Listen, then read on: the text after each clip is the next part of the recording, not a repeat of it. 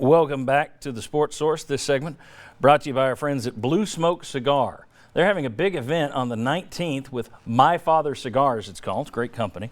But if you're looking for a gift for the cigar fan in your life, stop by and grab a gift certificate so they can pick whatever smokes they like. Or get them a gift membership to the club where they can use the locker and use the game room and everything else.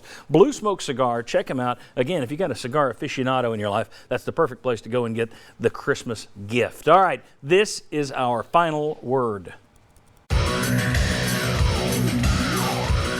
90 minutes has led to this. It's time for the final word. Well, and adieu to you fair Spanish ladies. Only on the Sports Source. Welcome back, guys. Appreciate it. We got the whole family out here. Nick Saban this week, I'm going to be real quick on this. Nick Saban this week on an HBO documentary, he and Bill Belichick opened up about coaching, et cetera, et cetera. And at one point, Nick Saban is talking about coaches who leave the program. And he says to Belichick, when I left your program, I didn't take any coaches with me. He said, I want my guys to succeed. I want to help them succeed. I just don't like them to tear my program down on the way out the door. Okay, Jeremy Pruitt took some guys with him here. Kirby Smart took some guys with him to Georgia. I think you could probably draw a line that Nick Saban might have been talking about Mr. Pruitt and Mr. Smart. My question is, does he have a point? Or is that just part of the business? Mark Pancratz is a former assistant coach, and when you're talking basketball, it's an even smaller group.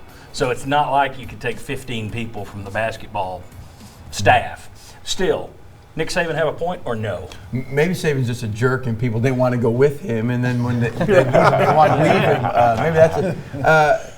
No, I don't think. I think he has a point from a selfish mindset of you want to win and you just want to keep your coaching staff in order. But I think that's what coaching should be about: developing other coaches on your staff and giving them an opportunity, because they're typically going to leave because there's a greater opportunity on another staff. And so I would hope most head coaches have that mindset. But for them to then take people with them, right? For example, and him be okay. So like Shaka Smart's the opposite of that. Shaka Smart, the basketball coach at Texas.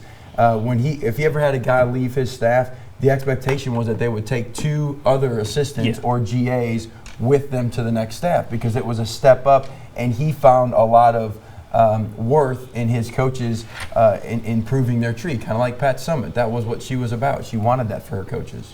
Does anybody agree with what? Go ahead. To a certain extent, but at the end of the day, the timing of it, they're not in the top four. Hopefully they won't be back in it, but maybe the odds are they will be soon. So it happened a week ago, and at the same time, they're leaving for a reason.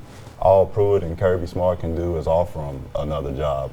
Well, if he wants to pay him more, if he's not treating them good enough, maybe he just need to take some of his salary, pay him, and just treat him a little better, and maybe that's that. Yeah, you're still talking about low-level coaches, like guys that weren't even on-field coaches. It's not like people are pulling off coordinators. It's a little different, I will say, when you're talking about Lane Kiffin trying to pull Scott Cochran, their strength coach away this week when he's putting together his Ole Miss stuff. That might be a little different conversation, but still, that's Saban, a targeted move. Yeah, Saban probably calmed down a little Bob, bit. Bob, you don't have a problem. We talked this week. You think Saban's crazy on this, right?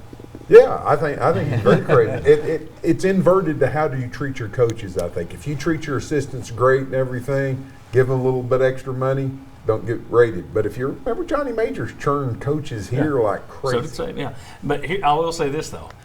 If Derek Ansley leaves the University of Tennessee staff and he takes Brian Niedermeyer as his offensive coordinator, he takes his offense, he takes an assistant strength coach, 3 GAs and a partridge in a pear tree with him, Tennessee fans are going to think, this is terrible. How do you take this many guys?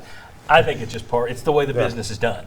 Yeah. It is what it is. It's a loyalty business. It is business. It is a loyalty business. They're going to take guys that are loyal.